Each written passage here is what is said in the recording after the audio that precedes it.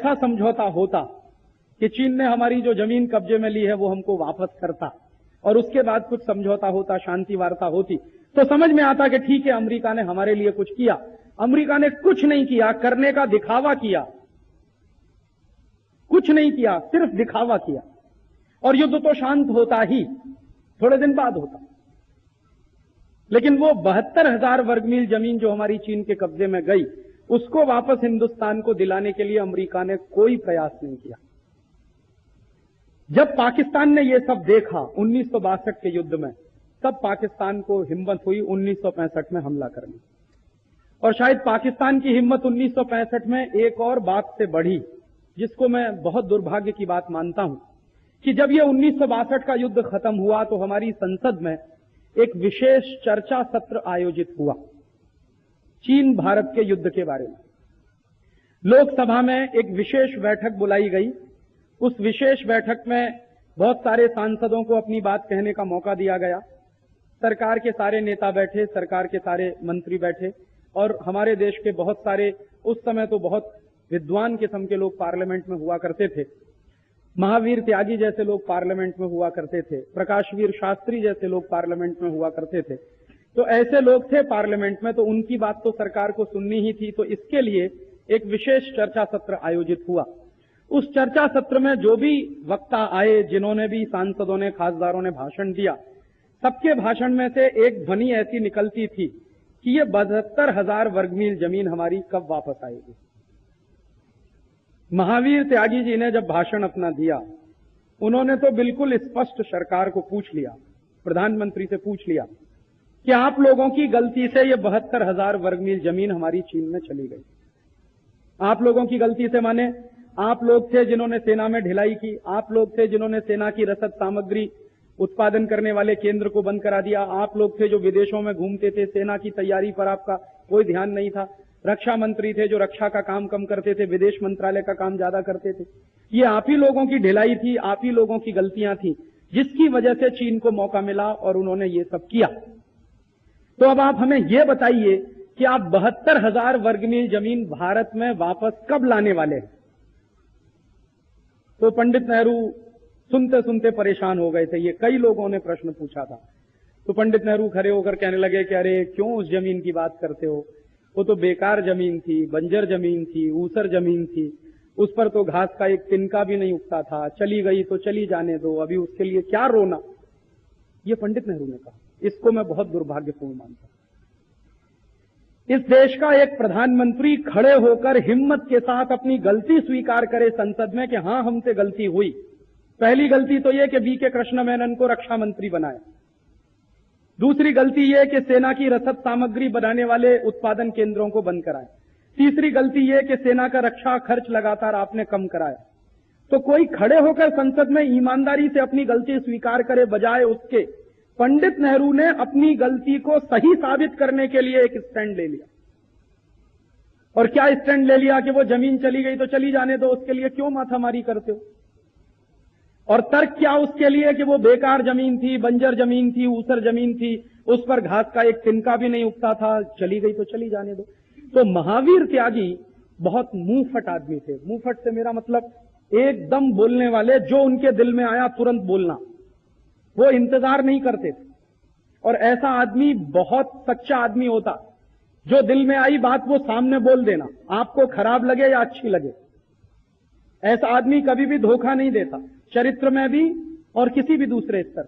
मन में आई, दिल में आई, तुरंत उन्होंने बोल दिया। तो महावीर त्यागी के दिल में आया और खड़े होकर उन्होंने कहा कि अच्छा, अगर वो जमीन बेकार थी, ऊसर थी, बंजर थी, उस पर घास का एक तिनका नहीं उगता था, इसलिए आपने उसे चीन को दे दिया, तो आपके सिर पर तो एक भी बाल नहीं उगता, आपकी खोपड़ी तो एकदम सफाचट है, इसको भी काट के चीन को दोगे?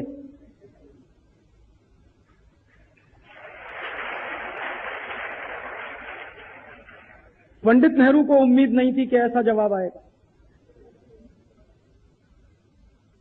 और उस समय तक परिस्थिति ऐसी ही थी कि पंडित नेहरू के सिर पर बाल नहीं थे, एक भी सिर करीब करीब उनका गंजा हो चुका था। तो खड़े होकर कह दिया शास्त्री जी ने, वो त्यागी जी ने, कि आपके सिर पर तो एक भी बाल नहीं उगता है, तो इसको भी काट के दे दो चीन। क्योंकि उस जमीन पर घास का तिनका नहीं उगता, आपके सिर पर बाल भी नहीं उगता, दोनों बराबर हैं। तो पंडित नेहरू चुप होकर बैठ गए और तब शायद पंडित नेहरू को रियलाइज हुआ कि उनसे कुछ गलती हुई। और उसके बाद आप जानते हैं कि उसी हादसे में पंडित जी की जान भी गई। अभी वो इसलिए भी गई कि पंडित नेहरू हिंदी चीनी भाई भाई के प्रबल समर्थक थे। चीन के साथ समझौता करके आए थे, पंचशील नाम का एक सिद्धांत बनाया गया था, एक मसविदा उसके लिए तैयार किया गया था, पूरे देश में एक राजनीतिक नारा दिया गया था, हिंदी चीनी भाई भाई, हिंदी चीनी भाई भाई। तो उनको रियलाइज हुआ कि हो तो गया ही है कुछ, तो डिप्रेशन के शिकार हुए और उसी में बाद में वो गए।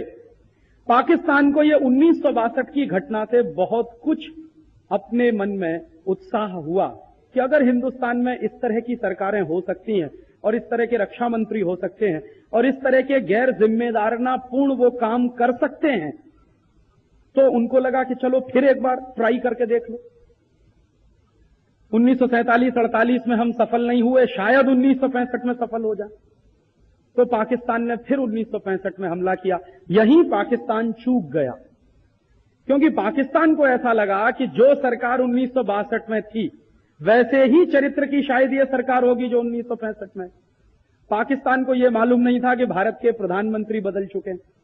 उसको इतना मालूम था पाकिस्तान को कि अब पंडित जी नहीं है, लाल बहादुर शास्त्री हैं, लेकिन पाकिस्तान को यह नहीं मालूम था कि लाल बहादुर शास्त्री और पंडित जवाहरलाल नेहरू में जमीन आसमान का फर्क। शास्त्री जी दिखने में बहुत छोटे लगते थे, लेकिन किसी को यह नहीं मालूम था कि वो कितने फौलादी आदमी हैं। एक बार कोई फैसला किया तो उस फैसले पर अंत तक डटे रहने वाले आदमी। ये गलती पाकिस्तान से हो गई कि वो शास्त्री जी का ठीक से आकलन नहीं कर पाए, या उनके लोगों ने गलत सूचना दी कि शास्त्री जी भी ढीले ही आदमी हो सकते हैं, जैसे पुरानी सरकार के थे वैसे ये भी हो सकते हैं। क्योंकि जो पुरानी सरकार थी 62 की, उसमें शास्त्री जी शामिल थे। तो पाकिस्तान को ऐसा लगा कि ये व्यक्ति तो उस सरकार में भी शामिल था और वो सरकार कुछ नहीं कर पाई, तो अभी ये व्यक्ति प्रधानमंत्री बन गया तो ये क्या कर लेगा।